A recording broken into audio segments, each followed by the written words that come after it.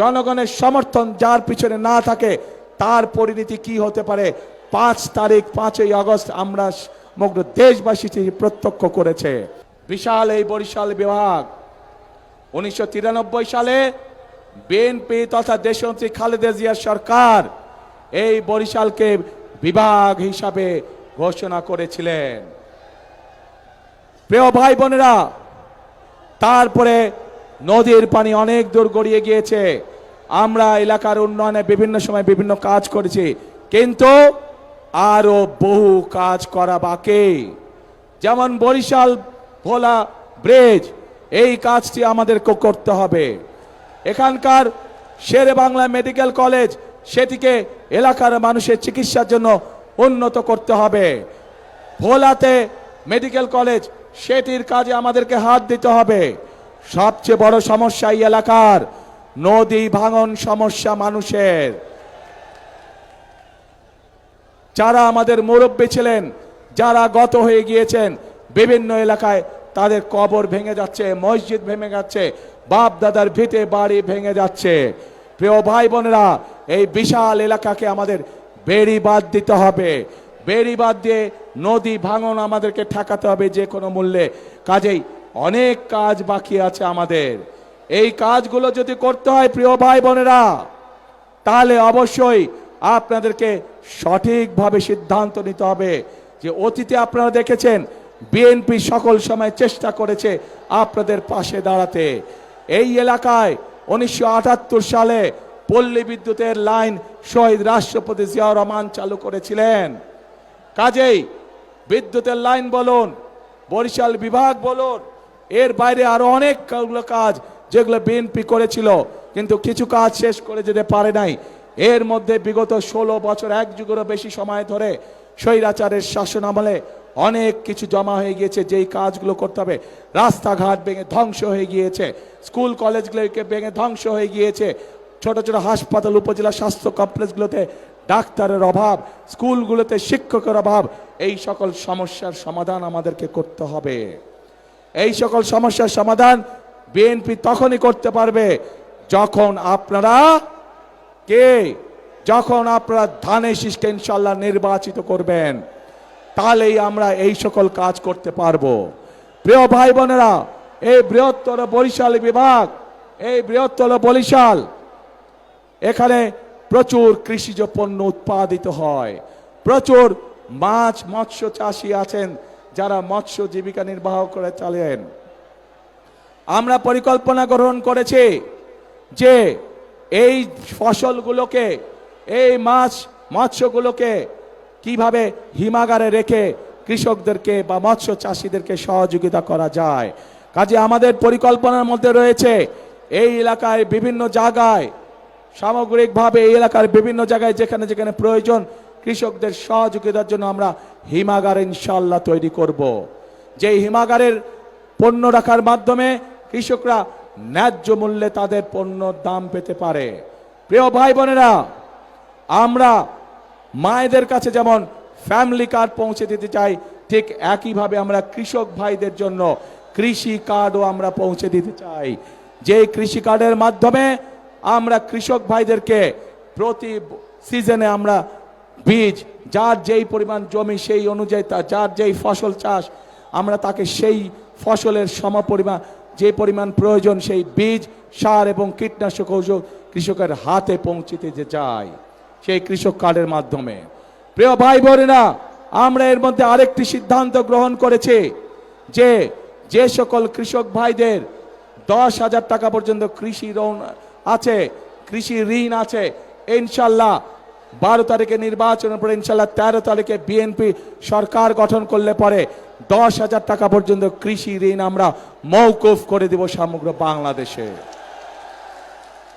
প্রিয় ভাই বোনেরা, এই এলাকায় আমাদের তরুণ যুবক সমাজের সদস্য যারা, তাদের একটি বিশাল সমস্যা রয়ে গেছে, কর্মসংস্থানের সমস্যা। আমরা যেরকম ভোলাতে গ্যাস পাওয়া গিয়েছে, সেই গ্যাসকে কাজে লাগিয়ে আমরা সেখানকার উপযোগী শিল্প যেমন গড়ে তুলতে চাই, যার মাধ্যমে কর্মসংস্থানের ব্যবস্থা হবে, ঠিক একইভাবে বরিশাল বিভাগের জেলাগুলোতে আমাদের তরুণ এবং যুবক সদস্যদের যাতে কর্মসংস্থানের ব্যবস্থা হয়, সেই জন্য বিভিন্ন রকমের প্রশিক্ষণ কেন্দ্র আমরা গড়ে তুলতে চাই। যেই প্রশিক্ষণ কেন্দ্রগুলোতে প্রশিক্ষণ লাভের মাধ্যমে আমাদের যুবক সমাজের সদস্যরা, তরুণ সমাজের সদস্যরা কর্মসংস্থানের ব্যবস্থা করতে পারবেন, ছোট ছোট ব্যবসা বাণিজ্য শুরু করতে পারবেন, এমনকি বিদেশেও তারা কর্মসংস্থানের ব্যবস্থা করে বিদেশেও যেতে পারবেন। প্রিয় ভাই বোনেরা, এই এলাকার বিশেষ করে ভোলা সহ বরিশালের প্রত্যন্ত অঞ্চল সহ অনেকগুলো জায়গায় আছে যেখানে মানুষ সঠিকভাবে চিকিৎসা সুবিধা পায় না। আমরা দেশের মানুষকে, বিশেষ করে মা বোনদেরকে এবং শিশুদেরকে গ্রামে গ্রামে ঘরে ঘরে চিকিৎসা সুবিধা পৌঁছে যাওয়ার জন্য আমরা হেলথ কেয়ারার নিযুক্ত করতে চাই। হেলথ কেয়ারার আমরা ট্রেনিং দিয়ে নিযুক্ত করতে চাই। তাদের কাজ হবে গ্রামে গঞ্জে, গ্রামে গ্রামে গিয়ে মা বোনদেরকে, শিশুদেরকে ঘরে বসে চিকিৎসা দেওয়া, ছোটখাটো অসুখ, যাতে করে মা বোনদেরকে কষ্ট করে হাসপাতালে না আসতে হয়। প্রিয় ভাই বোনেরা, আমরা পরিকল্পনা গ্রহণ করেছি বাংলাদেশের নারী সমাজকে স্বাবলম্বী করার জন্য।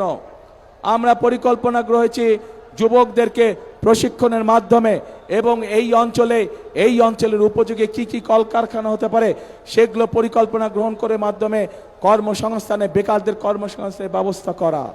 আমরা পরিকল্পনা গ্রহণ করেছি কৃষক ভাইদেরকে কৃষি 10,000 টাকা পর্যন্ত কৃষি ঋণ মওকুফ করার মাধ্যমে এবং কৃষক কার্ড দেওয়ার মাধ্যমে তাদের পাশে কিভাবে দাঁড়ানো যায়, তাদেরকে কিভাবে সহযোগিতা করা যায়। প্রিয় ভাই বোনেরা, আমাদের দেশের বহু ইয়াং ছেলে মেয়ে আছে যারা খেলাধুলায় ভালো। আমরা সারা বাংলাদেশ থেকে যারা খেলাধুলায় ভালো, শুধু পড়ালেখা না, পড়ালেখার পাশাপাশি যারা খেলাধুলায় ভালো, এইরকম প্রতিভাবান যারা আছে তাদেরকে নিয়ে এসে আমরা ট্রেনিং দিতে চাই, যাতে করে তারা খেলোয়াড় হিসাবেও নিজেদেরকে তৈরি করতে পারে। প্রিয় ভাই বোনেরা, চিকিৎসা ব্যবস্থার কথা আপনাদের সামনে আমি তুলে ধরেছি, কৃষকের কথা আমি তুলে ধরেছি, মা বোনদের কথা আমি আপনাদের সামনে তুলে ধরেছি। আমি তরুণ যুবক সমাজের যারা কর্মহীন আছেন কি করে তাদের কর্মের ব্যবস্থা করা যায় সেই বিষয়ে আমরা তুলে ধরেছি। কেন এই পরিকল্পনাগুলো গ্রহণ করেছি?